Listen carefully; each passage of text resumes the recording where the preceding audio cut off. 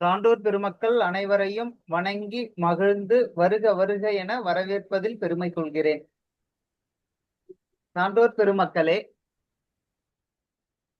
நாம் இன்றைய அமர்வை கடவுள் வாழ்த்தோடு தொடங்குவோம். சுகந்தி அம்மாவே இருக்கிறாங்க. அம்மா, கடவுள் வாழ்த்து தொடங்கிடுங்கம்மா.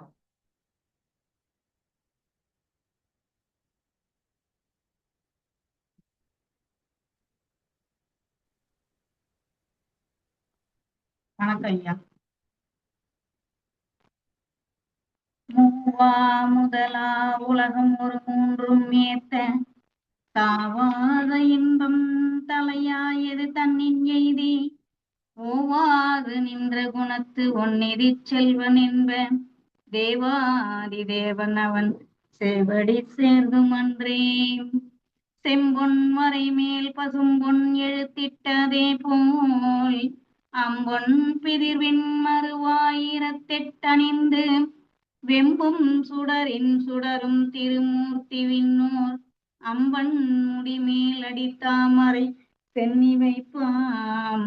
அம்பன் முடிமேல் அடித்தாமரை சென்னி வைப்பாம். அனைவருக்கும் வணக்கம். மிக்க நன்றி. நன்றி.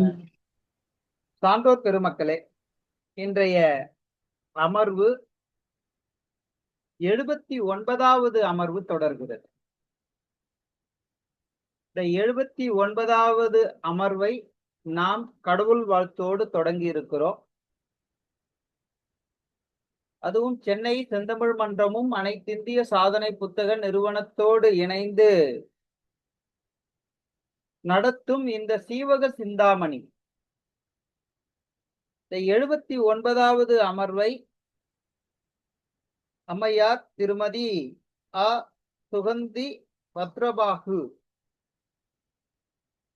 அவர்கள் பற்றி எல்லாருமே அறிவார்கள். இந்த புலனத்தில் உள்ளவர்கள் அறிவார்கள் என்றாலும் இவரை பற்றி இவர் நடுநிலைப்பள்ளி ஆசிரியராக பணியாற்றி ஓய்வு பெற்றவர். கோபாலபுரம் திண்டிவனத்திலிருந்து நமக்கு உரை வழங்குவதற்காக காத்திருக்கிறார். அம்மையாருக்கு காலையில் தான் நான் இந்த செய்தியை அவரிடம் சொன்னேன். அது கூட சொல்லல, கல்லூரியில அதுவும் வகுப்பறையில இருந்ததுனால செய்தி மட்டும் அனுப்பிவிட்டேன். அதை அம்மையார் ஏற்று இன்றைய உரையை வழங்க காத்திருக்கிறார். அம்மையார் அவர்களுக்கு சென்னை செந்தமிழ் மன்றமும் அனைத்திந்திய சாதனை புத்தக நிறுவனமும் இணைந்து சான்றோர் பெருமக்களுடைய ஆசிர்வாதத்தோடு அவர்களை வருக வருக என வரவேற்பதில் பெருமகிழ்ச்சி கொள்கின்றோம். சான்றோர் பெருமக்களே, இந்த 79வது அமர்வு பாடுபொருள் 1901 முதல் 1925 பாடல் வரை இருக்கிறது. இந்த பாடல் நமக்கு இந்த அமர்வானது சென்னை செந்தமிழ் மன்றத்திற்கு 290வது நிகழ்வாக மாறுகிறது. இந்த 290வது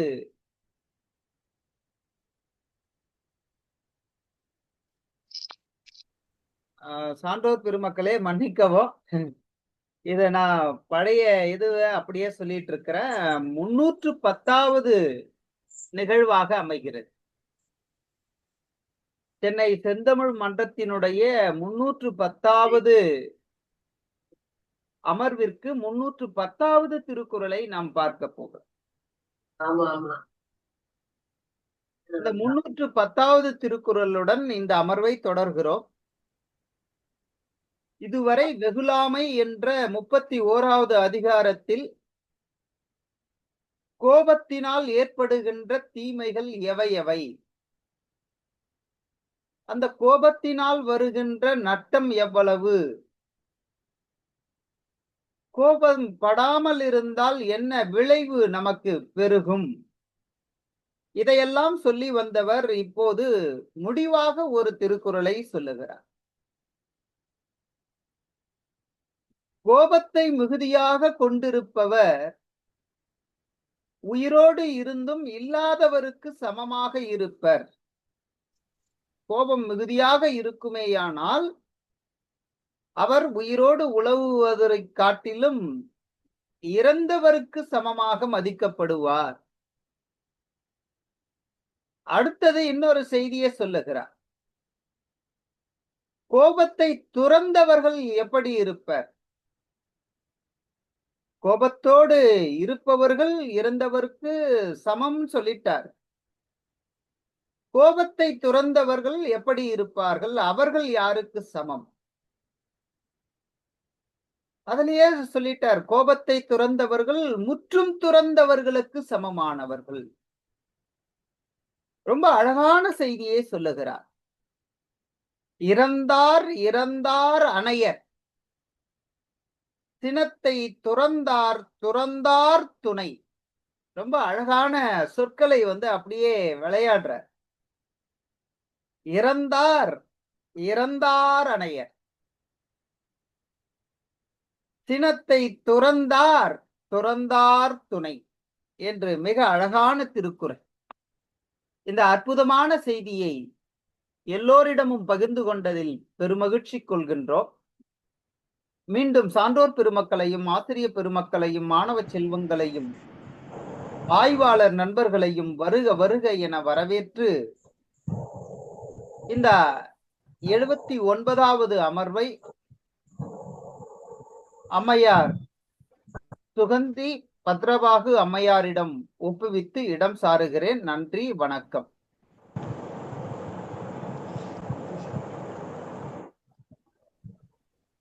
வணக்கம் ஐயா. அம்மா தொடரலாம். சென்னை செந்தமிழ் மன்றம் அனைத்திந்திய சாதனை புத்தகத்துடன் இணைந்து உலக சாதனை முயற்சியாக நடத்தும் சீவக சிந்தாமணி பன்னாட்டு கருத்தரங்கினை செம்மையாக நடத்தி வருகின்றார் முனைவர் ரமேஷ் ஐயா அவர்கள். அவருக்கும் இந்த நிகழ்விலே கலந்து கொண்டுள்ள சான்றோர் பெருமக்கள் அனைவருக்கும் என்னுடைய பணிவான வணக்கங்களை சமர்ப்பிக்கின்றேன். கற்றறிந்த ஆன்றோர் நிறைந்த இந்த அவையிலே சிறிய ஞான் எடுத்துரைப்பதிலே குற்றம் குறைகள் இருப்பின் பொறுத்தருள்க. தேவகுமார் அண்ணன் அவர்களுக்கும் என்னுடைய சிரம் தாழ்ந்த வணக்கத்தை தெரிவித்துக் கொண்டு, எனக்கு இன்று ஜீவக சிந்தாமணியில் உரையாற்ற தரப்பட்டுள்ள பகுதியான 1901 முதல் 1925வது பாடல் வரையான பகுதிகளுடைய பொருள் விளக்கங்களை நாம் பார்க்கலாம். முன்பகுதியிலே ஜீவகன் தன் தாய் விசையை காண தன்னுடைய நண்பர்களுடன் செல்கின்றான். அவ்வாறு செல்லும் வழியிலே அமைந்த இயற்கை வளங்கள், சீவகன் தாயை கண்டவுடனே கொண்ட பேர் உவகை, விசையை தன்னுடைய மகனை கண்டதும் இன்புறக்கூடிய அந்த பாங்கு, பின்னர் இசையை தன்னுடைய மகன் ஜீவகனுக்கும் அவனுடைய தோழர்களுக்கும் அறிவுரை வழங்குவதும், இவை அனைத்தும் அடங்கிய பகுதிகள் தான் இந்த 25 பாடல்களே அடங்கியுள்ளன. அவற்றை பார்க்கலாம். 1901வது பாடல். இதிலே அவர்கள் விசைமாதேவியை காண செல்லக்கூடிய அந்த வழியில் அமைந்திருக்கக்கூடிய நறுமணம் மிக்க மரங்கள் அடர்ந்த பகுதியினை அழகாக வர்ணிக்கின்ற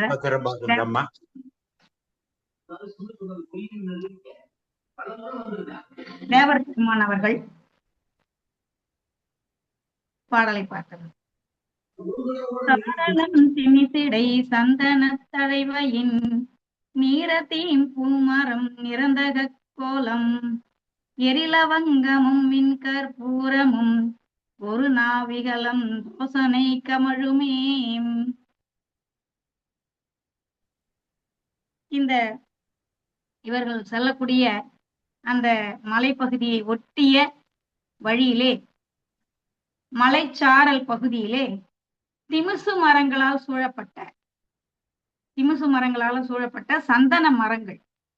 அந்த சந்தன மரங்களுடைய தழைகள் அவற்றின் இடையே நின்ற தீம்பூ மரமும் தக்கோல மரம். தீம்பூ மரம் அப்படின்னு சொன்னா தாழை மரத்தினுடைய ஒரு வகை தாழம்பூ இருக்கு இல்லைங்களா, அந்த தாழை மனம் தரக்கூடிய தாழம்பூனுடைய ஒரு வகையான மரம் போல இருக்குது. தக்கோலங்கிறதுன்னு பார்த்தீங்கன்னா ஒரு வகை அன்னாசி. நம்ம அந்த பட்டை லவங்க பட்டையெல்லாம் பயன்படுத்துறோம் இல்லைங்களா, அதுல அந்த அன்னாசி மொக்குன்னு ஒண்ணு மாதிரி பயன்படுத்துறோம். அந்த வகையை சார்ந்த ஒரு வகையான மரம், நறுமணம் தரக்கூடிய மரம். அந்த திமிசு மரங்களால் சூழப்பட்ட சந்தன மர தழைகளின் இடையே நின்ற அந்த தீம்பூ மரமும் தக்கோல மரமும் லவங்க மரமும் கற்பூரமும் புழுகுடன் கூடிய மனமானது 4 காத எல்லை வரல வீசுமா. அப்படிப்பட்ட அந்த மனம் வீசும் காட்டு பகுதியை கடந்து இவர்கள் செல்கிறார்கள். இந்த 5 மரங்களையும் நச்சினார் அவர்கள் பஞ்ச வாசத்திற்கு உரிய மரம் போலும் என்று குறிப்பிடுகின்றார். 5 விதமான வாசனையை தரக்கூடிய மரங்களாக இருக்கலாம் என்று குறிப்பிடுகின்றார். 1902வது பாடல். மைந்தரை பார்ப்பன மாமகன் மாக்குழான் சந்தன மேய்வன தவழ்மத களிற்றினம் அந்தழை காடெல்லாம் திளைப்பாமானினம் சிந்தவால் வெடிப்பென சிங்கம் எங்குமுல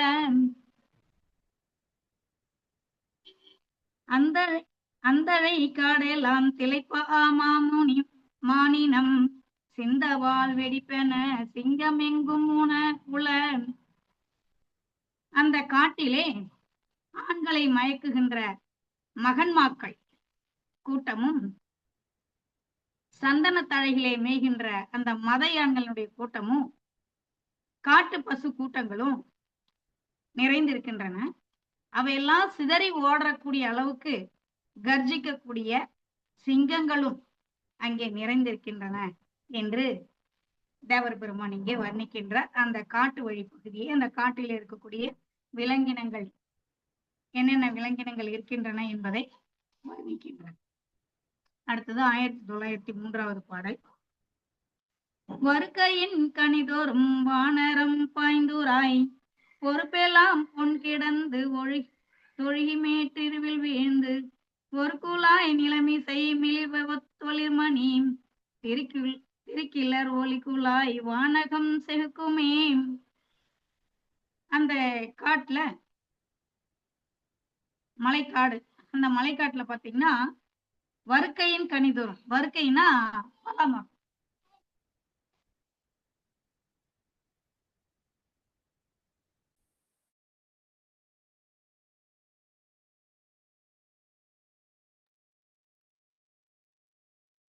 அந்த மலைக்காட்டுல பலாமரங்கள் நிறைந்து இருக்கின்றன. அந்த பலாமரங்கள் மேல வானரம் குரங்குகள்லாம் பாய்ந்து விளையாடுகின்றன. அப்படி பாய்ந்து விளையாடுறதுனால அந்த பழத்துடைய சாறு வெள்ளமா ஓடுதான். அப்படி வெள்ளமா ஓடக்கூடிய அந்த பழச்சாருக்கு இடையில பொன் துகள்களும் மணிகளும் கலந்திருக்கின்றனவா. அதையெல்லாம் பல வகை ஒளியை வீசுகின்றனவா.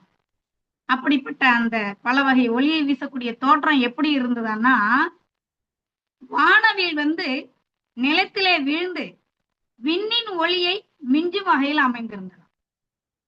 அந்த சூரியனுடைய ஒளியே வானில் இருக்கக்கூடிய அந்த சூரியன் ஒளியே மிஞ்சக்கூடிய அளவுல வானவில்லே நிலத்துல விழுந்து இருந்தா எப்படி இருக்குமோ அவ்வளவு அழகா இருந்தது என்று சொல்கின்றார்.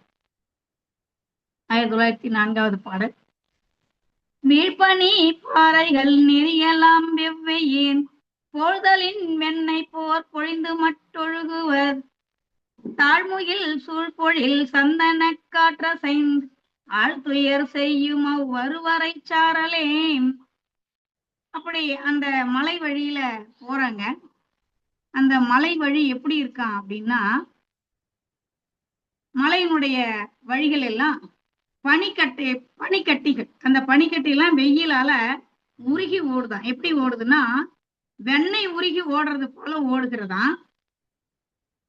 அப்படி பனிக்கட்டிகள் அந்த வெண்ணெய் உருகி ஓடுவது போல ஓடக்கூடிய இடத்துல சோலையில இருக்கக்கூடிய சந்தன மரத்துல இருந்து சந்தன மர காற்று, அந்த காற்றினுடைய குளிர்ச்சியும் சேர்ந்து அந்த வழியில வருவருடைய அல்லது அந்த வழியில் செல்பவருடைய அனைவரையும் குளிரால துன்புறுத்துவது போல அமைந்திருந்தது என்று வர்ணிக்கின்றார்.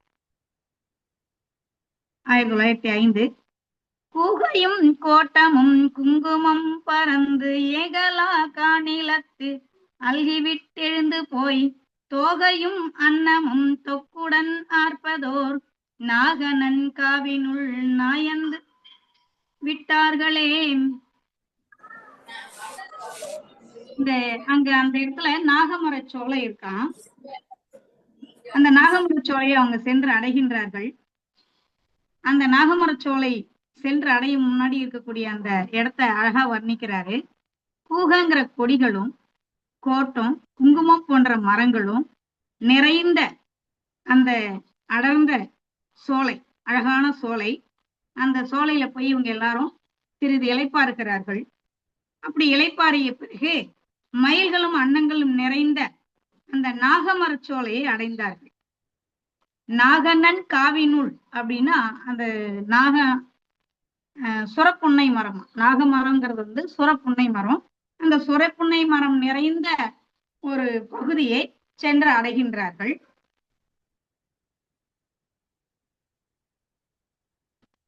1906வது பாடல். அந்த நாகமர சுரப்புன்னை மரம் நிறைந்த அந்த பகுதியில பாத்தீங்கன்னா ஒரு துறவியர் உரையக்கூடிய பள்ளி இருக்கின்றது. அந்த பள்ளியை இவர்கள் எல்லாம் சேர்ந்து தேவர் உலகம் போல பொலிவுறச் செய்கிறார்களாம். எப்படி பொலிவுறச் செய்கிறார்கள் என்று பார்க்கலாம். பூத்தையில் தவழும் போர்வை பூக சாந்தாற்றை பொன்னூர் கோத்து நீர் பிளிற்றும் காந்த குங்கும வைர பொற்கோய் சாத்துரி பவழ கண்ணல் சந்தன ஆலவட்டம் நீ தவறிடத்து நாற்றின் நிழன்மணி உலகம் செய்தார். அந்த அகிர்புகை சூழ்ந்த வாசனை மிக்க போர்வை, சிற்ற ஆலவட்டம், ஆலவட்டம்னு ஒரு இது இருக்கும். அந்த ஆலவட்டம் பொன்னூல், பொன்னூல்ங்கிறத உரையாசிரியர் என்ன சொல்றாருன்னா தலையில கட்டக்கூடிய ஒரு விதமான பொன்னால் செய்யப்பட்ட கயிறு என்று சொல்கின்றார். சந்திரகாந்த கல், அந்த குங்குமம் வைக்கக்கூடிய பரணி, அந்த சிமிழ் சொல்லுவோம் இல்லையா, குங்கும சிமிழ், வைரத்தால செய்யப்பட்ட அந்த வைர பரணி கூடு, அப்புறம் பவழ கரகம், சந்தன மலத்தால் செய்த பேர் ஆலவட்டம். முதல்ல சொன்னது சிற்றாலவட்டம், சிறிய ஆலவட்டம். அடுத்தது சந்தன மரத்தால செய்யப்பட்ட மிக பெரிய ஒரு ஆலவட்டம். இவற்றை தூக்கி துறவியர் உரையக்கூடிய அந்த பள்ளியை தேவர் உலகம் போல பொலிவுறச் செய்தாலும் அழகுற செய்கின்றார்கள். அடுத்த 1907வது பாடல்ல அந்த பகுதியில இருந்த எல்லாரும், அந்த சுத்தி இருக்கிற எல்லாரும் அந்த பகுதியை பார்த்துட்டு அங்க இருக்கக்கூடிய அந்த மரங்கள், கனிகள், மலர்கள் எல்லாத்தையும் பார்த்துட்டு பேசிக்கிறாங்களாம்.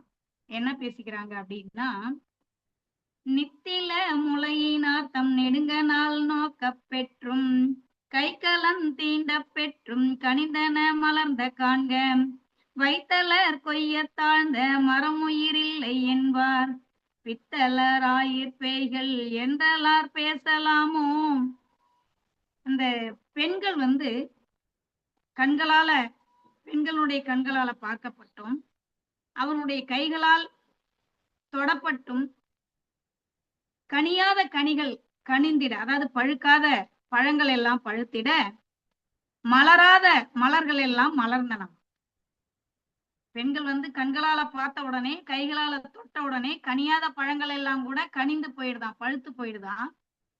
மலராத மலர்கள் எல்லாம் மலர்ந்து நிற்கின்றனவா. இந்த அழக பார்ப்பீர்களாக என்று சொல்கின்றார். இந்த அழக பாருங்க. பெண்கள் கை நீட்டி அந்த பூக்களை பறிப்பதற்கு ஏற்றவாறு தாழ்ந்து தழைத்து நிற்கும் மரங்களுக்கு உயிரில்லை என்று கூறுபவர்களை பித்தர் அல்ல என்று சொன்னால் அவர்களை பேய்கள் என்றுதான் சொல்ல முடியும் சொல்றேன். அந்த மரங்கள் பெண்கள் எல்லாம் பூக்களை பறிக்கிறதுக்காக தாழ்ந்து கொடுக்கின்றது. அப்படி தாழ்ந்து கொடுக்கக்கூடிய அந்த மரங்களுக்கு போய் உயிர் இல்லைன்னு சொல்றாங்களே, அப்படி சொல்றவங்க பித்தர் இல்லைன்னா அவங்க பேய்கள் தான் சொல்லணும் அப்படின்னு சொல்றாரு. 1908வது பாடல். பொறிமையில் இழையும் பொற்றார் முருகனிற் பொலிந்து மாவின் நெறிமையின் இழிந்து மைந்தன் மணிக்கை மத்திகையை நீக்கி வெறுமையின் அவரை போக்கி வெள்ளிடை படாத நீரால் அரிமையில் அகவும் கோயில் அடிகளை செவ்வி என்றான். இப்படி இந்த வழிகளை எல்லாம், காட்டு வழிகள், மலைப்பகுதிகள், இது எல்லாத்தையும் கடந்து ஜீவகன் விசையை உறைந்திருக்கக்கூடிய அந்த பகுதியை சென்று அடைகின்றான். அப்படி அடைந்த பிறகு குதிரை விட்டு அவன் இறங்குறானா. அப்படி குதிரை விட்டு இறங்குறத எப்படி சொல்றார் பாருங்க. பொறிமையில் இழியும் பொற்றார் முருகனிற் பொலிந்து மாவின். மயில இருந்து இறங்கக்கூடிய முருகனை போல குதிரையிலிருந்து ஜீவகன் இறங்கி தன்னுடைய கையில் இருந்த அந்த குதிரை சம்மட்டியை நீக்கி தன்னுடைய அருகில் நீண்டிருக்கக்கூடிய மற்றவர்களை, அறிவற்றவரை அப்படின்னு சொல்றாரு. இந்த இடத்துல அத வெறுமையின் அவரை அப்படிங்கிற, வெறுமையின் அவரைனா அறிவற்றவரை, அந்த அறிவற்றவரை விலகும்படி சொல்லி பதுமுகனை பார்த்து, நீ சென்று தேவியை காண்பதற்கு ஏற்ற காலத்தை அறிந்து வருக என்று பதுமுகனை பணிக்கின்றான். அப்படி பதுமுகனை போய் தேவி காணுவதற்கான நேரம் சரியா தெரிஞ்சுக்கிட்டு வா, நான் பார்க்கலாமான்னு தெரிஞ்சுக்கிட்டு வான்னு சொன்னாலும் அன்பு மிகுதியால பின்னாடியே இவனும் போறான். 1909வது பாடல். அப்படி போகும்போது அதுக்கு முன்னாடியே விஜயமாதேவி விடியற் காலையில தான் கண்ட கனவுகளையும், அதாவது நல்ல கனவு, அந்த கனவும் அவங்களுடைய இடது கண் துடிக்குதான், வள்ளியும் நல்லதையே சொல்லுதான், இதெல்லாம் அவங்க சொல்லிக்கிட்டு இருக்காங்க. எப்படி சொல்றாங்கன்னா, எல்லிருட்கனவில் கண்டேன் கண்ணிடன் ஆடும் மின்னே பள்ளியும் பட்ட பாங்கர் வருங்கோலா நம்பி என்று சொல்லினல் தேவி நிற்ப பதுமுகன் தொழுது சேர்ந்து நல்லடி பணிந்து நம்பி வந்தனன் அடிகள் என்றான். விஜயமாவி விடிய காலையில நான் கனவு கண்டேன், என்னுடைய இடது கண் துடிக்குது, பள்ளியும் நல்ல சொல்லே சொல்கின்றது, எல்லா நிமித்தங்களும் நல் நிமித்தமாக இருக்கின்றது, அப்படி எல்லா நிமித்தங்களும் நல்ல நிமித்தமா தோன்றதுனால ஜீவகன் நம்பி வருவானோ அப்படின்னு தனக்குத்தானே சொல்லிக்கிட்டு இருக்காங்க. அப்படி தனக்குத்தானே சொல்லிக்கிட்டு இருக்கும் போது அங்க உள்ள வந்த பதுமுகன் விஜயமாதேவியை வணங்கி சீவகன் நம்பி வந்துள்ளான் என்று சொல்கின்றார்.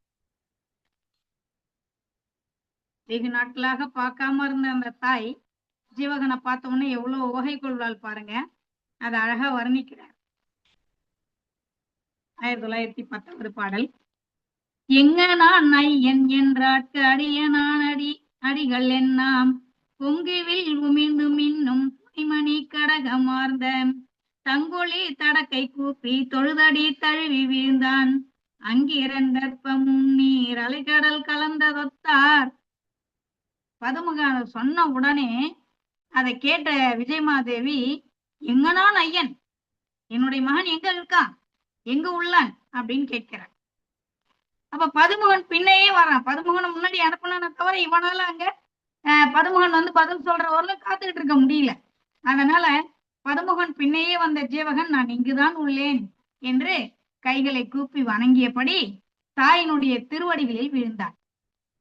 அப்படி தாயினுடைய திருவடியெல்லாம் விழுந்த நிலை எப்படி இருக்கான்னு பார்த்தா, அன்பு கடல்கள் 2 கலந்ததை போன்று இருந்தது என்று சொல்கின்றார். அங்கு இரண்டற்ப முன்னீர் அலை கடல் கலந்தது ஒத்தார். அவங்க 2 பேரும் இருந்த அந்த நிலை எப்படி இருந்ததுன்னா, அன்பு கடல் 2 ஒன்றா கலந்தா எப்படி இருக்குமோ அப்படி இருந்தது என்று தேவர் பெருமான் இந்த நிலையை வர்ணிக்கின்றார். 1911வது பாடல். திருவடி தொழுது வீழ்ந்த சிறுவனை கண்ட பொழுதே வறுப்பணி சுமந்த வாட்கண் மணமுலை பொழிந்த தீம்பால் முருகுடை மார்பில் பாய்ந்து முழுமையுன் நனைப்ப மாதர் வருகவென் களிரென்றேத்தி வாங்குபூ தழுவி கொண்டாள். அப்படி தன்னுடைய அடிகள்ல விழுந்து வணங்கிய ஜீவகனை கண்டபோதே கண்கள்ல இருந்து விசைமாதேவியினுடைய கண்கள்ல இருந்து கண்ணீர் வழியுதான். அவளுடைய மார்புல பால் சுரக்குதான். அந்த கண்ணீரும் பாலும் ஜீவனுடைய மார்பை நனைக்கும் விதமாக அப்படியே தழுவிக்கிறாங்க. அன்போட தழுவிக்கிட்டு களிரே வருக அப்படின்னு சொல்லி தழுவி கொள்கின்றனர். 1912வது பாடல்.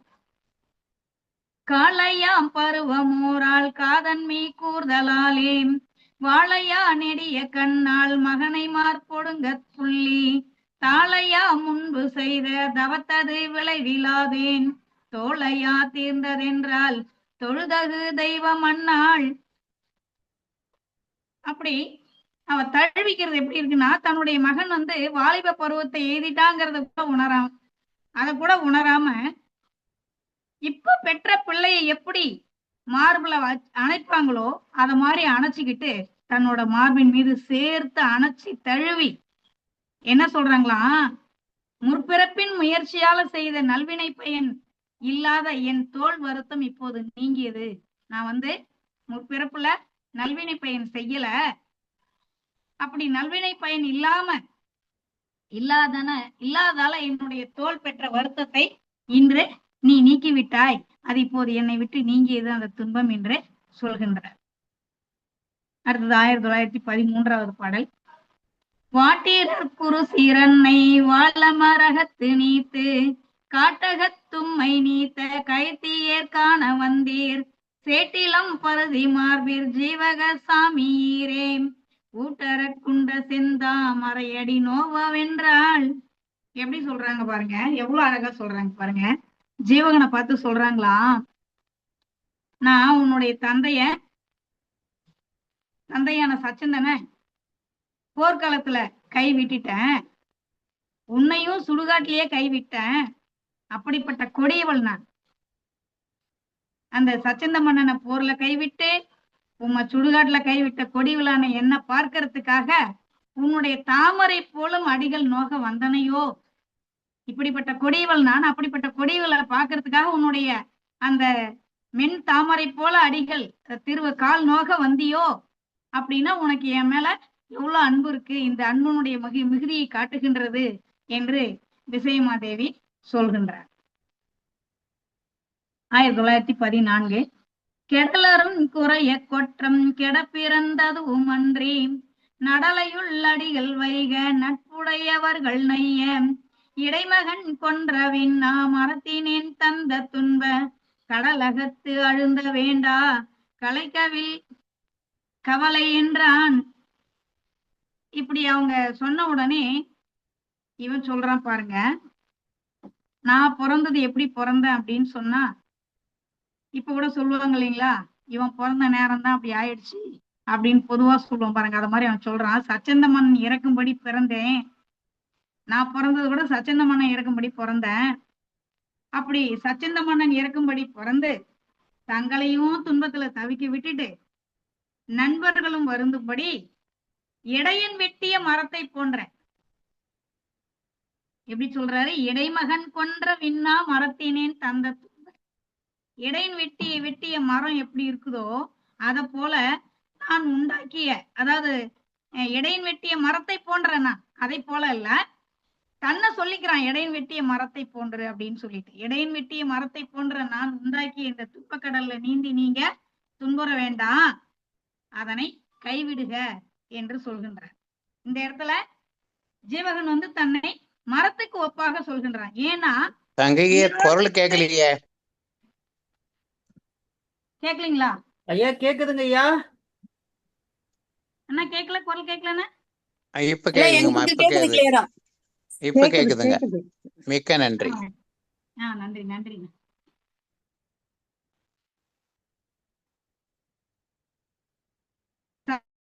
இறக்கும்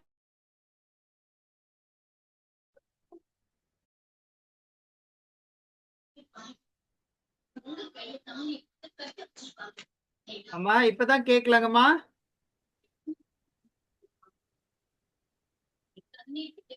இந்த இடத்துல அவன் தன்னை மரத்துக்கு ஒப்பாக சொல்கின்றான்.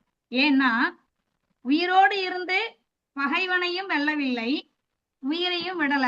நான் பகைவனையும் வெல்லல, கட்டிங்காரனையும் வெல்லல, என் உயிரையும் விடல. எப்படி இருக்கான்? மரம் மாதிரி இருக்கிறேன் அப்படின்னு சொல்றான்.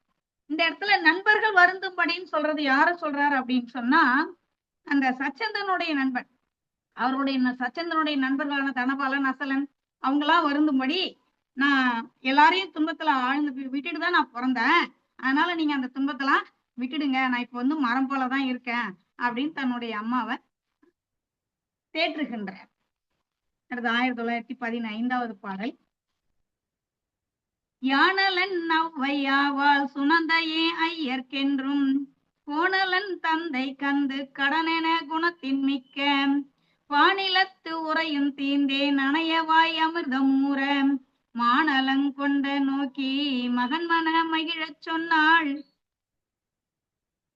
விசை தன்னுடைய மகனை நோக்கி சொல்றாளாம், ஏன்னா உனக்கு தாய் வந்து சுனந்தை தான், நான் இல்ல. உனக்கு தந்தை கந்துக்கடன் தான், சச்சந்தன் இல்ல அப்படின்னு சொல்லி ஜீவனுடைய மனம் மகிழ் மாதிரி சொல்கின்றார். சொல்லிட்டு அடுத்த பாடல், இதுக்கு தொடர்ச்சியான பாடல் இது. எனக்குயிர் சிறுவனாவன் அந்தானே ஐயனல்லை வனப்புடை குமரன் இங்கே வருகென மருங்கு சேர்த்தேன் புனக்கொடி மாலையோடு பூங்குழல் திருத்தி போற்றார் இனத்திடை ஏற நானுக்கு இன்னளி விருந்து செய்தாள். தன் விஜய் வந்து ஜீவகனை பார்த்து, உனக்கு தாய் சுனந்தை தான், நான் இல்ல. உனக்கு தந்தை கந்துக்கடன் தான், சச்சந்தன் இல்லைன்னு சொல்லிட்டு எனக்கு மகன் நந்தட்டனே என்று சொல்லி அவனை அருகில் அழைச்சு அணைத்து அவனுடைய மாலையையும் அவனுடைய கூந்தலையும் திருத்தி விருந்தளிக்கிறாளாம். என்ன விருந்தளிக்கிறான்னா, அன்பை விருந்தாக அளிக்கின்றான். அதை எவ்வளவு அழகா சொல்றாருங்க. இனத்திடை ஏற நானுக்கு இன்னளி விருந்து செய்தார். அந்த இனிய அன்பு கலந்த அன்பையே விருந்தாக தருகின்றாங்க. அடுத்து 1917 பாடல். சிறகரார் பார்ப்பு புள்ளி திருமையில் இருந்ததே போல் இறைவி தன் சிறுவர் தம்மை இரு கையினாலும் புள்ளி முறைமுறை குமரர்க்கெல்லாம் மொழியமை முகமன் கூறி அறுசுவை அமிர்தம் ஊட்டி அறுபகல் கழிந்த பின்னால். இப்ப விசை என்ன பண்றா, நந்தட்டனையும் சீவகனையும் தன்னோட சேர்த்து அணைச்சிக்கிறாளாம். அப்படி அவ அணைச்சிக்கிற அந்த பாங்கு எப்படி இருக்கான்னா, எப்படி மயில் வந்து தன்னுடைய குஞ்சுகளை சிறகுகளால தழுவி கொள்ளுமோ அத போல ரெண்டு பேரையும் தழுவி கொள்கின்றாராம். அவங்க இருவரையும் தழுவி கொண்டு ஜீவகனுடைய மற்ற நண்பர்களுக்கும் இனிய சொற்களை கூறி அறுசுவை உணவை உண்ணச் செய்கிறார். இந்த மாதிரி 6 நாட்கள் கழிந்தன. 1918 பாடல். மரவனாக மனம் கமிழ் சண்பகம் குறவும் கோங்கம் குடம்புரை காய்வழை விரவு பூம்பொழில் வேறிருந்தாய் பொருள் உருவமாதரர் உரைக்கும் மீதென்பவே. என்ன சொல்றா திரும்ப, குங்குமம், இந்த நாகனா நான் முன்னாடியே சொன்ன புன்னை மரம், இந்த சுரப்புன்னை மரம்னு சொன்னா இல்லைங்களா, அந்த சுரப்புன்னை மரம், சண்பகம், குறா மரம், கோங்கு மரம் போன்ற இந்த மரங்கள்லாம் செறிந்த அழகிய சோலை. அந்த சோலையிலே இவங்க எல்லாரும் அமர்ந்திருக்காங்க. அவங்களுக்கு விசையை என்ன பண்றா, சில அறிவுரைகள் வழங்குகின்றார். என்னென்ன அறிவுரை வழங்குகிறான்னு இப்ப அடுத்த பாடல்ல இருந்து பார்க்கலாம். நலிவில் குன்றோடு காடூரை நன்பொருள் புலியனார் மகள் கோடலும் பூமி மேல் வலியின் மிக்கவர் தம்மகள் கோடலும் இலைக்கொள் மன்னர் வழக்கென நேர்பவே. என்ன அழகா சொல்றாரு பாருங்க. அந்த அதாவது மன்னர்களுக்கு இருக்க வேண்டிய என்னென்ன இது இருக்கணும், என்னென்ன செயல் இருக்கணும், எப்படி எல்லாம் இருக்கணும் மன்னர்கள்னா அப்படிங்கிறத இவங்க எல்லாரையும் உட்கார வச்சு அந்த சோலையில உட்கார வச்சு சொல்றாங்க. எப்படி சொல்றாங்கன்னா, அழித்தற்கரிய அந்த காட்டிலையும் மலையிலையும் வாழ்ந்து வரக்கூடிய குறுநில மன்னர்கள், அந்த குறுநில மன்னர்களுடைய மகளையும் திருமணம் செய்துக்கணும். செய்து கொள்ளுதல், வலிமை நிறைந்த பெருநில வேந்தனுடைய மகளை திருமணம் செய்து கொள்ளுதல், முன்னோர்கள் செய்ததை போல மன்னர்கள் செய்ய வேண்டிய முறைமைகள், முன்னோர்கள் எப்படிலாம் செஞ்சிருந்தாங்களோ அந்த முறைமைகள் எல்லாத்தையும் செய்யணும், அதுபடி நாம நாட்டை ஆளணும் அப்படிங்கறது சான்றோர் இதை மாதிரி எடுத்து சொல்லுவாங்க. அத மாதிரி இருக்கணும் அப்படின்னு சொல்லிட்டு எப்படி அரசாட்சி செய்யணும் அப்படிங்கறத இந்த இடத்துல சொல்றாங்க. குறுநில மன்னனுடைய மகளை திருமணம் செஞ்சுக்கணுமா, வலிமை நிறைந்த பெருநில வேந்தனுடைய மகளையும் திருமணம் செய்துக்கணும். அதுக்கு பிறகு முன்னோர்கள் எப்படிலாம் வாழ்ந்து காட்டினாங்க, எப்படிலாம் அரசாட்சி செய்து காட்டினாங்களோ அதுபடி அந்த முறைமை தவறாம அரசாட்சி செய்யணும் என்று சான்றோர்கள் உரைப்பர் என்று எடுத்து சொல்கின்றார். அடுத்து 1920வது பாடல். நீதியாளர் தன்னிதி ஈட்டுதல், ஆதியாய அரும்பகை நாட்டுதல், மோதி முள்ளோடு முற்பகை கண்டிடல், பேது செய் பிளந்திடல் பெட்டதே. இங்க ரொம்ப அழகா சொல்றாங்க பாருங்க. எப்படி நீதியால் அருந்தன் நிதி ஈட்டுதல், குடிமக்களுடைய வருவாய் இருக்கு இல்லைங்களா, அந்த வருவாயிலிருந்து 6ல் 1 பங்கு வரியா நியமித்து பொருள் ஈட்டணும். வரி வாங்குறது அவங்களுடைய வருவாயில 6ல் 1 பங்கு வரியா கேட்டு வாங்கி அதன் மூலமா அந்த அரசாட்சி செய்வதற்கான பொருளை ஈட்டிக் கொள்ள வேண்டும். அடுத்தது அரிய பகையை தம் நெஞ்சில் நிறுத்தி முல்லை முள்ளால் எடுப்பது போல் தமக்கு பகையான இருவருக்குள் பகை ஏற்பட செய்து அவர்களுக்கு உள்ளேயே தாக்கி கொண்டு அழியும்படி செய்து. அதாவது நமக்கு யார் பகையோ அந்த பகைய நெஞ்சில வச்சுக்கணும். நெஞ்சில வச்சுக்கிட்டு அந்த பகைமையை நேரடியா காட்டிக்க கூடாது. முல்லை எப்படி முள்ளாலேயே எடுக்கிறாங்களோ, முல்லை முள்ளால் எடுக்கிறதுன்னு ஒரு பழமொழி இருக்கு இல்லைங்களா, அந்த பழமொழிக்கு ஏற்ப தமக்கு பகையான இருவருக்குள்ள பகை ஏற்படுத்தி 2 பகைவர் இருக்காங்கன்னா அவங்களுக்குள்ள பகையை மூட்டி விட்டுட்டு அவங்களுக்குள்ளேயே தாக்கி அவங்களே அழியும்படி செய்து கொள்ளணும். அதுவும் அது மட்டும் இல்ல, நிறைய பகைவர்கள் ஒன்றுபட்டு ஒண்ணு கூடிப்பாங்க. எல்லா பகைகளும் ஒன்னா சேர்ந்து இவங்களை அழிக்க வராங்க இல்லைங்களா, அந்த மாதிரி ஒன்றுபட்டு எதிர்க்கக்கூடிய பகைவர்களை ஒருத்தரை பிரிச்சு தம்மோட சேர்த்து கொள்ளுதலும் இதெல்லாம் அரசர்களுக்கு உரியன என்று சொல்கின்றனர். அரசருக்கு உரியன என்னன்னா, குடிமக்களுடைய வருவாயில 6ல் 1 பங்கு வரியா வசூல் செய்து பொருள் ஈட்டிக்கணும். பகைமை யார், தன்னுடைய பகைவர்கள் யாரோ அவங்கள நெஞ்சில் நிறுத்திக்கிட்டு நேருக்கு நேரா அந்த பகைமையை காட்டாம அந்த பகைவர் இருவருக்குள்ள பகையை ஏற்பட செய்து அவங்களுக்குள்ளேயே தாக்கிக்கிட்டு அவங்களே அழியும்படி செய்யும். அத முள்ளால எடுக்கிற மாதிரி பகைவர்கள் இருவருக்குள்ள சண்டையை மூட்டி அவங்களுக்குள்ளே அழிஞ்சுக்கிற மாதிரி செஞ்சிடணும். எதிர்க்கக்கூடிய பகைவர்கள்ல யாராவது ஒருத்தரை தன்னோட சேர்த்துக்கிட்டு அவங்களையும் நம்மோட சேர்ந்துக்கிட்டு இந்த தன் பக்கம் சேர்த்து கொண்டு அரசாட்சி செய்யறதும் இந்த அரசாட்சி செய்யக்கூடிய நெறியில் ஒன்று என்று எடுத்து சொல்கின்றார். 1921வது பாடல். ஒற்ற தங்களை ஒற்றறினாய்தலும் கற்ற மாந்தரை கண்ணென கோடலும் சுற்றம் சூழ்ந்து பெருக்கலும் சூதரோ கொற்றம் கொள்குறி கொற்றவர்க்கு என்பவே. இன்னொன்னு என்ன சொல்றாங்க பாருங்க.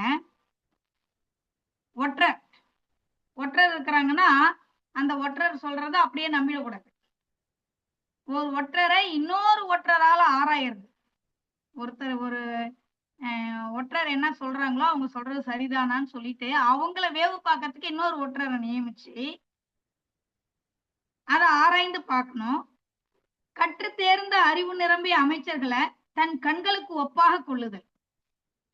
நல்ல அமைச்சர்களை எப்படி நினைச்சுக்கணுமானா தன்னுடைய கண்கள் எப்படியோ தன்னுடைய கண்களுக்கு நிகராக கொள்ள வேண்டும் என்று சொல்கின்றார்கள். மந்திரி சுற்றம் தந்திரி சுற்றம் இரண்டையும் பெருக்கிக் கொள்ளுதல். மந்திரிகள் தனக்கு சரியான வழிகாட்டக்கூடிய அந்த அறிஞர்கள் அவங்களுடைய சுற்றத்தை எல்லாத்தையும் நாம பெருக்கிக் கொள்ளணும். அப்படி பெருக்கிக் கொண்டு வெற்றி பெற விரும்பும் இதெல்லாம் வெற்றி பெற விரும்பக்கூடிய அரசருக்கு உரியன என்று சான்றோர் கூறுவர் என்று ரொம்ப அழகா சொல்றாங்க. என்னென்ன சொல்றாங்க? முதல்ல குறுநில மன்னர்களுடைய மகளை திருமணம் செஞ்சுக்கணும், பெருநில மன்னனுடைய வேந்தனுடைய மகளையும் திருமணம் செஞ்சுக்கணும். இவங்க எல்லாம் செய்துகிட்டு முன்னோர்கள் எப்படி அந்த முற்காலத்துல மன்னர்கள் எப்படி வாழ்ந்து காட்டினாங்களோ, எப்படி அரசாட்சி செய்து காட்டினார்களோ அவர்கள் போலவே செய்யணும். குடிமக்களுடைய வருவாயில 6ல் 1 பங்கை வரியா நிதி ஈட்டிக்கணும். பகைவர்கள் 2 பேருக்குள்ள பகைமையை மூட்டி விட்டு அவங்களுக்குள்ளேயே தாக்கி கொண்டு அவங்களே அழிஞ்சுற மாதிரி செய்யணும். அதுதான் முல்லை முள்ளால் எடுக்கிற மாதிரி செய்துக்கணும் அப்படின்னு சொல்றது. அடுத்தது, எதிர்க்கக்கூடிய பகைவர்கள்ல யாராவது ஒருத்தரை தம்மோட சேர்த்துக்கிட்டு எதிர்க்கிறது. இதெல்லாம் அரசர்களுக்கு உரியது. அது மட்டும் இல்லாம ஒற்றர்களுக்கு பிரிதோர் ஒற்றரால அவங்க சொல்றத ஆராய்ஞ்சு பார்க்கணும். அந்த அமைச்சர்கள் எல்லாரையும் தன்னுடைய கண்களுக்கு ஒப்பாக கொண்டுக்கணும். மந்திரி தந்திரி இவங்களுடைய சுற்றங்களை எல்லாம் நாம பெருக்கிக்கணும். இதெல்லாம் பெருக்கி கொள்ளுதல். இது எல்லாம் யார் ஒருத்தவங்க வெற்றி பெறணும்னு நினைக்கிறாங்களோ அப்படிப்பட்ட அரசருக்கு உரிய செயல்கள் இவை என்று சான்றோர்கள் சொல்லியிருக்காங்க. அந்த வழியில நீங்க நடங்க என்று சொல்லியிருக்க. இதையே கூட நம்ம வள்ளுவர் பெருமான் குறளாசான் 588வது குறட்பால சொல்லுவாரு, ஒற்றொற்றி தந்த பொருளையும் மற்றுமோர் ஒற்றினால் ஒற்றிக்கொள்க. அந்த ஒற்றர்கள் ஒருத்தர் சொல்லக்கூடிய செய்தி என்னவோ அத இன்னொரு ஒற்றர்களால தெரிஞ்சுக்கிட்டு அது சரிதானான்னு ஆராய்ந்து அதை எடுத்துக்கோங்க அப்படின்னு சொல்றாரு. அதே போல 589வது குறட்பாக்கள்ல ஒற்றெற்று உணராமை ஆள்க உடன் மூவர் சொற்றக்க தேரப்படும் அப்படின்னு சொல்றார். ஒற்றர்கள் சொல்லக்கூடியத இன்னொரு ஒற்றர்கள் மூலம் ஆராயணும். அப்படி ஆராயறது மட்டும் இல்ல, நீங்க ஒரு ஒற்றர் சொல்றத ஆராயறத அந்த அடுத்த ஒற்றருக்கு தெரியக்கூடாது. நீங்க செய்யற அந்த செயல் ஒரு ஒற்றரை இன்னொரு ஒற்றர் மூலமா நாம வேவு பார்க்கிறோங்கிறத அடுத்தவங்களுக்கு தெரியக்கூடாது, அவருக்கு தெரியக்கூடாது. அத மாதிரி இன்னொரு 3வதா ஒரு ஒற்றரையும் வச்சுக்கிட்டு 3 பேர் சொல்றதையும் சேர்த்து ஆராய்ந்து பார்த்து அதுல எது சரியோ அதை தான் எடுத்துக்கணும் அப்படின்னு சொல்றாரு. அதே மாதிரி 445 படிக்கிறப்ப தமிழ் வாத்தியார் நடத்தினாரு அந்த சப்ஜெக்ட் ஜீவசிந்தாமணி. 445வது குறள்ல சூழ்வார் கண்ணாக ஒழுகலான் மன்னவன் சூழ்வாரை சூழ்ந்து கொள்ளல் அப்படின்னு சொல்றார். இந்த சொன்னா இல்லையா, மந்திரி சுற்றம் தந்திரி சுற்றம் நடை பெருக்கிக்கணும்னு சொல்லிட்டு அததான் இந்த இடத்துல குறளாசன் ரொம்ப அழகா சொல்றாரு.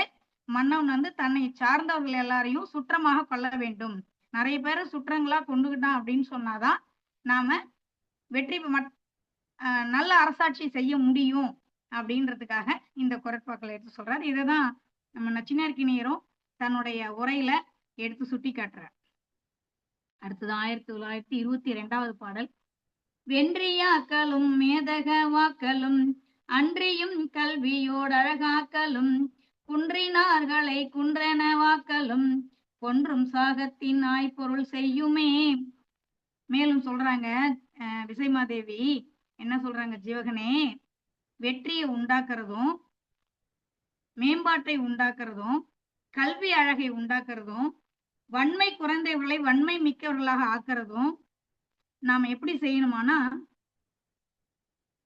நேரிய முறையில தேடிய பொருளால் கிடைக்கும். இதெல்லாம் பொருள் தேடுறது எப்படிப்பட்ட பொருளா இருக்கும்னா நேரிய முறையில அவங்க அடிச்சு புடுங்கிறதோ இல்ல மக்கள் கிட்ட இருந்து வரியை கூட பாத்தீங்கன்னா அதிகப்படியான வரிய செலுத்தி அவங்க கிட்ட இருந்து அடிச்சு புடுங்கிறது அது மாதிரி எல்லாம் இருக்கக்கூடாது. நேரிய முறையில தேடிய பொருளால இதெல்லாம் கிடைக்கும். இதெல்லாம் வெற்றி மேம்பாடு செய்யறது, கல்வி அழகு உண்டாக்குறது, வன்மை குறைந்தவர்களை வன்மை மிக்கவர்களாக்குறது, இது எல்லாமே நேரிய முறையில தேடிய பொருளால கிடைக்கும். இதெல்லாம் அந்த நேர்மையான வழியில கிடைச்ச அந்த பொருளால கிடைக்கும்னு சொல்லிட்டு சொல்றாங்க. அடுத்து 1923வது பாடல்.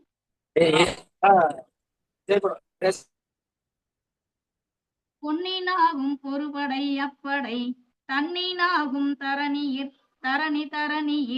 பின்னையாகும் பெரும் பொருள் அப்பொருள் துண்ணும் காலை துண்ணாதனவில்லையே.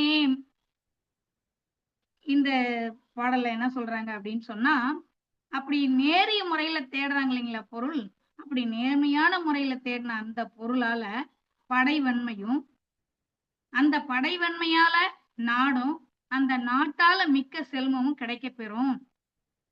அந்த செல்வம் கிடைச்சது அப்படின்னு சொன்னா கிட்டாதன ஏதும் இல்லை, கிடைக்காது எதுவுமே இல்லை என்று உரைக்கின்றார். ஏன்னா அந்த கிடைச்ச செல்வத்தை எப்படி பயன்படுத்தணும்? நேரிய முறையில பொருளை தேடுறது, தேடிக்கொள்றது மட்டும் இல்ல, சேர்த்துக்கிறது மட்டும் இல்ல, அந்த பொருளை அற வழியில செலவிடணும். அப்படி அற வழியில செலவிடுறதுனால கிடைக்கக்கூடியது எல்லாம் கிடைக்கும், அதனால கிடைக்காதது எதுவுமே கிடையாது என்று சொல்கின்றார். அடுத்தது 1924வது பாடல். நிலத்தின் நீங்கி நிதியினும் தேய்ந்து நம் குலத்திற்குன்றிய கொள்கையமல்லதும் கலைக்க நல்லரும் இங்கில்லை காலை நீ வலித்ததென்ன வள்ளலும் கூறுவான். அந்த பொருளாலே மேலும் சொல்றாங்க, ஜீவகனை பார்த்து விசைமாதேவி அழகா சொல்றாங்க. என்ன சொல்றாங்கன்னா, காலை போன்றவனே, நம்ம நாட்டை இழந்து செல்வத்திலையும் குறைஞ்சி நம்ம குலத்திலையும் தாழ்ந்த தன்மையை நாம இப்ப அடைஞ்சிருக்கோம். இதனை நீக்க நல்ல அமைச்சரும் இங்க நம்ம கிட்ட இல்ல. இந்த நிலையில நீ செய்ய துணிந்தது எது? இப்படிப்பட்ட நிலையில நாம இருக்கிறோம். இந்த நிலையில நீங்க செய்ய துணிந்தது எது என்று ஜீவகனை பார்த்து விஜயமாதேவி கேட்கின்றார். இப்ப கட்டியங்காரங்கிட்ட நிலத்தை கொடுத்துட்டோம், நம்ம கிட்ட படை திரட்டி போரிடுவதற்கான நம்ம செல்வமும் நம்ம கிட்ட இல்ல. அப்படிப்பட்ட நிலையில இருக்கும்போது நமக்கு எடுத்து சொல்றதுக்கு நல்ல அமைச்சர்களும் நம்ம கிட்ட இல்ல. இந்த நிலையில நீ என்ன செய்ய துணிந்திருக்கின்றாய் என்று கேட்கின்றார்கள். அதற்கு ஜீவகன் ரொம்ப அழகா சொல்றாங்க. 1925வது பாடல்ல, எரியோடு நிகர்க்கும் மாற்றல் இடிக்குரர் சிங்கமாங்கோர் நரியோடு பொறுவதென்றால் சூழ்ச்சி நற்றுணையோடென்னாம் பறிவோடு கவல வேண்டா பாம்பவன்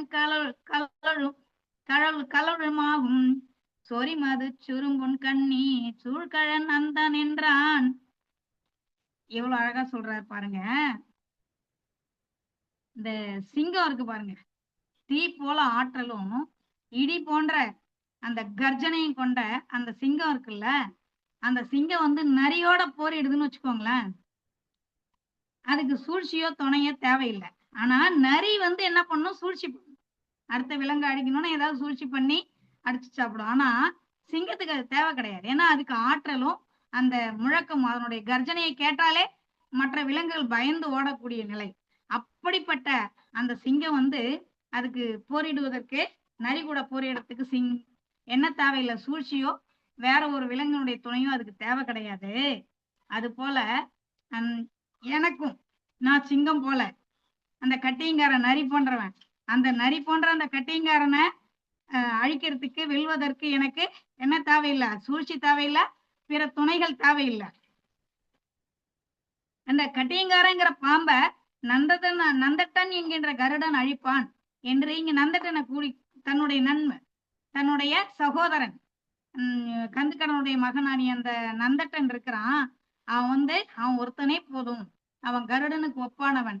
அந்த கட்டியங்காரங்கிற பாம்பு அழிக்கிறதுக்கு இந்த நந்தட்டன்கிற கருடனே போகும், அவனே அழிச்சிடுவான். அதனால இது குறித்து நீங்கள் கவலை கொள்ள வேண்டாம் என்று ஜீவகன் தன்னுடைய தாயை தேற்றுகின்றான். இத்துடன் எனக்கு அளிக்கப்பட்ட பகுதியினுடைய பொருள் விளக்கத்தை யான் அறிந்த வரையிலே தங்கள் குறைத்தேன். சான்றோர்கள் நிறைந்த அவையும் யான் அறிந்தவற்றை எனக்கு செய்வழி கேட்ட அறிவு மட்டும்தான். இப்போதுதான் கொஞ்சம் கொஞ்சமாக இந்த சிவக சிந்தாமணி மற்ற இலக்கிய ஆன்மீக இதழ்களில் மொழிகின்றேன். அதில் யான் அறிந்த வரையிலே இங்கே கூறியிருக்கின்றேன். குற்றம் குறைகள் இருப்பின் சுட்டிக்காட்ட தவற வேண்டாம், பொறுத்தருளவும் என்று கேட்டுக்கொண்டு வாய்ப்பளித்த முனைவர் அவர்களுக்கும் மற்ற அனைவருக்கும் என்னுடைய மனமார்ந்த வணக்கத்தையும் நன்றியையும் தெரிவித்துக் கொண்டு விடைபெறுகின்றேன். நன்றி. மிக்க நன்றிங்கம்மா. என்ன ஆபத் பாண்டவர்களாக இருந்து உதவி செய்கிற அத்தனை பேரும் சான்றோர் பெருமக்களாகவே இருக்கிறீர்கள். எனவே ரொம்ப அற்புதமாக தங்களுடைய குரல் வளத்தோடு ரொம்ப அற்புதமாக இந்த பகுதியை நிறைவு செய்திருக்கிறீர்கள். சென்னை செந்தமிழ் மன்றமும் அனைத்திந்திய சாதனை புத்தக நிறுவனமும் இணைந்து இத்தனை சான்றோர் பெருமக்கள் இன்னைக்கு என்னமோ தெரியல 45 பேருக்கு மேல வந்துட்டாங்கம்மா. நமக்கு 40 தொடும். ஆனா இன்னைக்கு 45 தாண்டியது. ஐயா அதுக்கு காரணம் சுகந்தியோட புகழ்யா, எல்லா இடத்துலயும் பரவி இருக்கு. அதனால எல்லா புகழும் அம்மையாருக்கே. சான்றோர் பெருமக்களே வாருங்கள், கலந்துரையாடுவோம். இன்றைக்கு இன்னும் ஒரு 9 நிமிடங்கள் இருக்கு, அதனால தாராளமாக பேசலாம். ஐயா டி இளங்கோ ஐயா அவங்க வந்து பேசணும்ன்றாங்க. ஐயா பேசுங்க ஐயா. ஐயா அனைவருக்கும் வணக்கம்.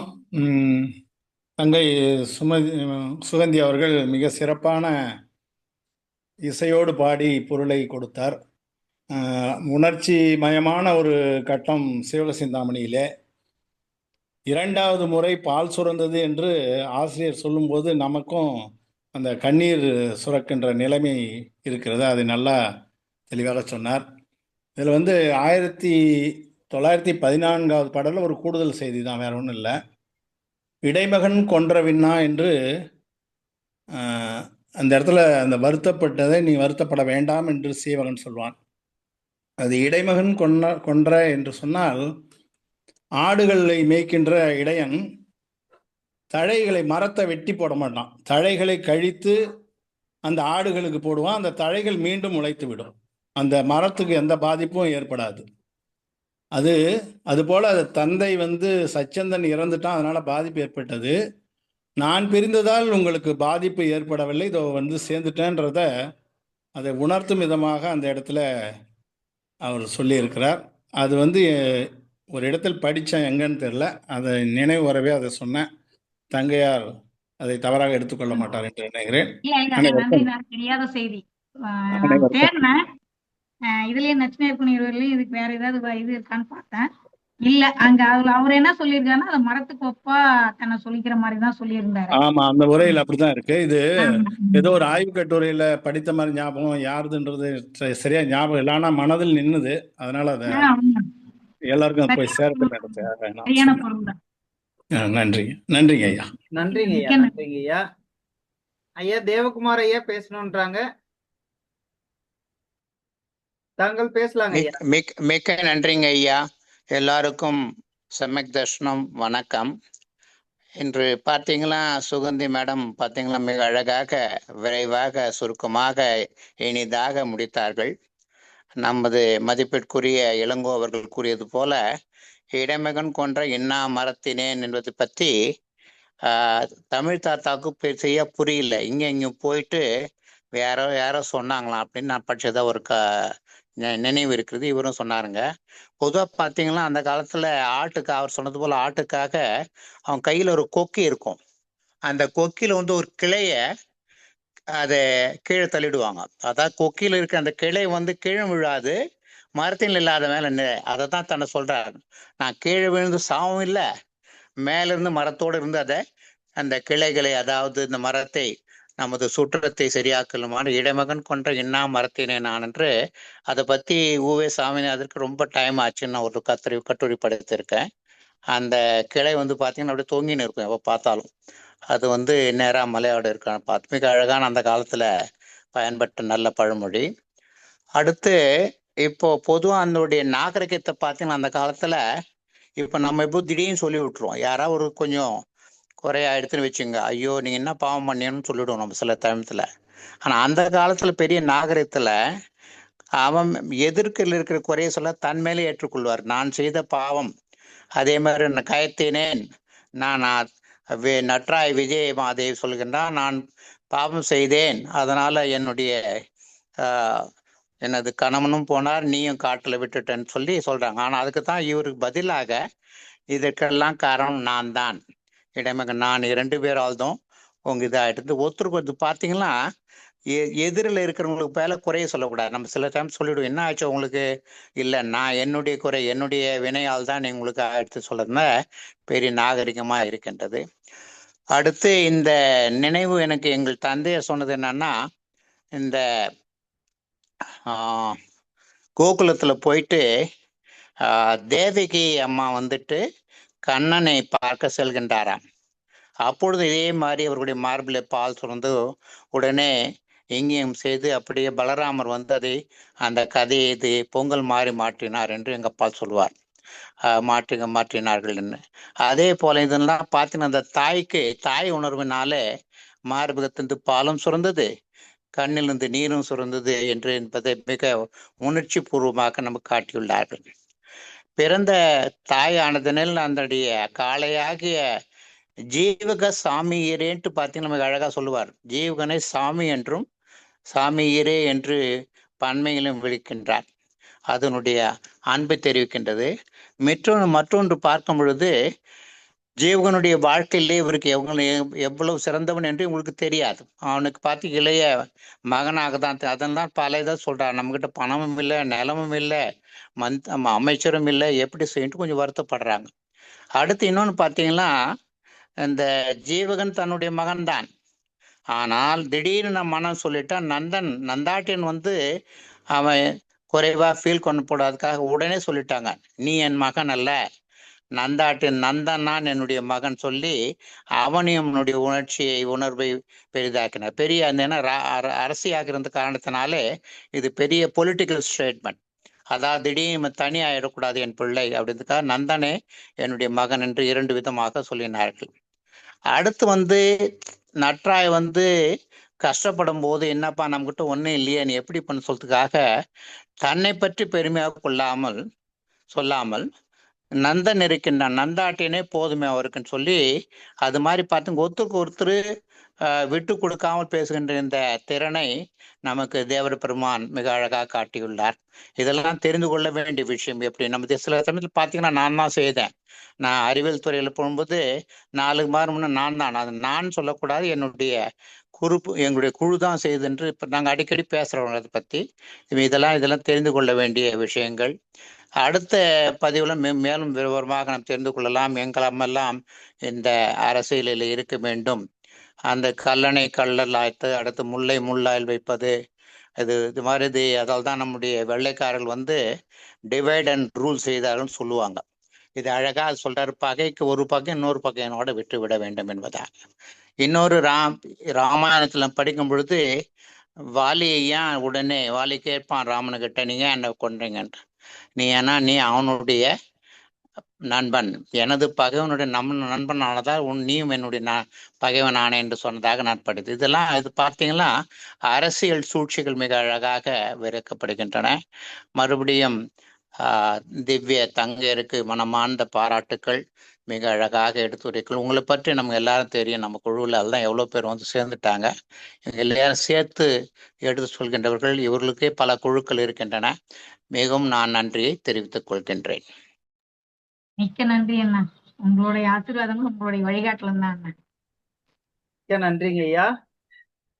ரொம்ப அழகாக அந்த இடையருடைய அந்த மேய்ச்சல் நிலத்தும் போது அந்த ஆடு மாடுகளுக்கு தழையை தின்பதற்காக அந்த மரத்தை அது கீழே விழாம அது எட்டி பறிச்சு சாப்பிட்ற மாதிரி வெட்டி விடுறது வழக்கம். அது பாடம் நடத்தும் போது நானும் அதை நடத்தி இருக்கிற, அதையும் ஞாபகப்படுத்தி ரொம்ப அழகாக சொல்லியிருக்கிறீங்க. அதுதான் இடை மரம். இடையர்களுடைய அந்த மேய்ச்சல் நிலத்தின் போது இருக்கிற அந்த இது கத்தியோட சொல்லியிருக்கிறீங்க. தாங்கள் வந்து அது கொக்கின்னீங்க. அது அந்த மரத்தை பாதி தான் அதை வெட்டுவாங்க, அது பாதி அப்படியே அதுல ஒட்டிட்டு இருக்கும். ரொம்ப அழகா அந்த செய்தியை பதிவு செஞ்சிருக்கிறீங்க ஐயா. இளங்கோ ஐயாருக்கும் ரொம்ப அற்புதமான செய்திகளை பதிவு செஞ்சிருக்காங்க. ஐயா இன்னும் ஒரு விஷயம் சொல்லட்டுமா? சொல்லுங்கம்மா.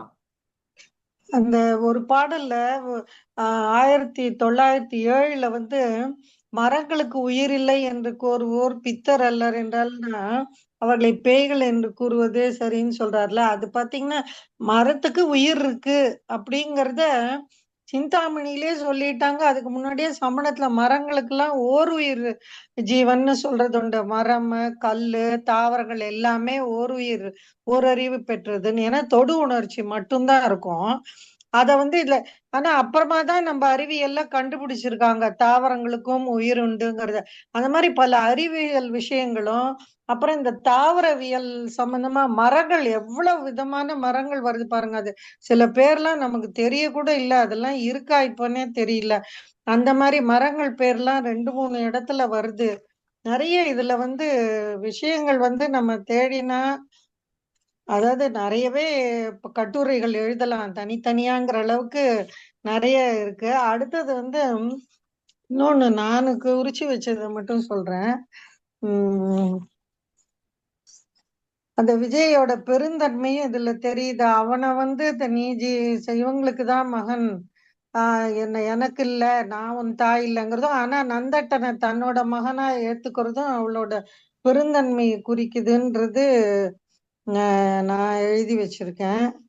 அதே மாதிரி அந்த அம்மா வந்து இந்த பெண்கள் இத்தனை பேரை மணந்தான்னு தெரிஞ்சும் அவனை ஒண்ணும் சொல்லல, அதை ஏத்துக்கிறாங்க. இது வந்து அரச இதுல அவருக்கு முறைதான் இது, அந்த மாதிரி ஒரு முறை உண்டுதான், பரவாயில்ல அப்படின்னு.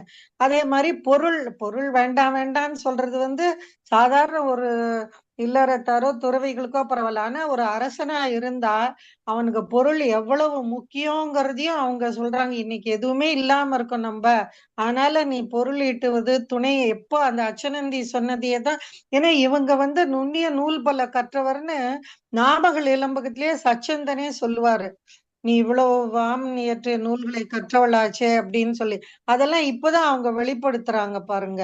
அதெல்லாமே இதுல வந்து அந்த பொருளோட மேன்மையை சொல்றது, அரசியலை பத்தி சொல்றது, இது எல்லாமே அவங்க சொல்றதெல்லாம் ரொம்ப சிறப்பா இருக்கு. அதே மாதிரி ஒற்றாடல் வந்து ஒண்ணு சொல்லணும்னு நினைச்சேன். குறள்ல ஒற்றாடல் பத்தி இருக்கு. இங்க ஒரு ஒற்றரை இன்னொரு ஒற்றரை வைத்து அவங்க அது வந்து ஏற்கனவே நம்ம பார்த்தோம் பாருங்க. 1845 இந்த நண்பர்கள்லாம் போய் ஜீவகன் இருக்கானான்னு அந்த ஊருக்குள்ள அனுப்பி கண்டுபிடிக்கும் போது அதுலயே வருது. ஒரு ஒற்றன் சொன்னதையும் இன்னொரு ஒற்றன் சொன்னதும் ஒத்து இருக்கான்னு பார்த்துட்டு தான் இவங்க அந்த ஆணிரைய கவர்றதுக்கு போறாங்க. அதேதான் இங்க சொல்றாங்க பாருங்க. அந்த ஒரு ஒற்றன் சொன்னா கூட அந்த ஒற்றனையும் வேவு பார்க்கணும் அப்படிங்கிற. ஏன்னா இப்ப அவன் பேர் என்ன, கட்டியங்காரன் வந்து அரசன் இறந்துட்டா கூட அவன் மனைவி என்ன ஆனான்னு போய் அவன் எந்த ஒற்றனையும் அனுப்பி தேடவே இல்லை. அவன் எங்க இருக்கா என்னன்னே அவன் தேடவே இல்லை. ஆனா இவங்க வந்து இதெல்லாம் அவனுக்கு சொல்லி தராங்க. அதுதான் ரொம்ப முக்கியமான விஷயமா தெரியுது ஐயா. நன்றிங்க ஐயா. மிக்க நன்றிங்கம்மா, மிக்க நன்றி. நமக்கு தொல்காப்பியத்திலேயே ஓரறிவு உயிரே உற்றறிவதுவே அப்படின்னு தொடங்கி நான் அவற்றோடு மனனே ஆமா அப்படின்னு ஆமா சொல்லி ஆமா 6வது உயிர் வரையிலும் சொல்லியிருக்கிறாங்க. அது அப்படியே சமண கோட்பாடு சொல்லியிருப்பாங்க. இந்த அது பகல் வெல்லும் உயிரியல் கூகை, கோட்பாடு நமக்கு அங்கேயே வந்துடுதுங்கம்மா.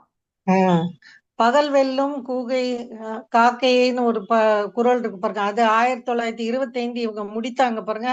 அந்த இதுக்கு ஏற்றதா இருக்கு அந்த குறள். அதுக்கு மேற்கோளா சொல்லலாம். சரிங்கம்மா, மிக்க நன்றிங்கம்மா, நன்றி மிக்க நன்றி. நன்றிங்க.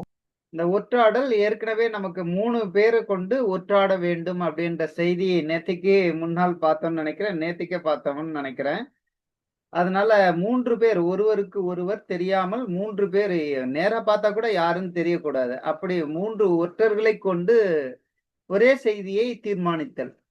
ஐயா, நேத்து அஹ், அதாவது ஜீவகன் அங்க இருக்காரா இல்லையா ஏமாபுரத்துலன்னு சொல்லிட்டு பதுமுகனும் புத்திசேனும் சேர்ந்து சரி நாம ஒற்றர்களை அனுப்பலாம்.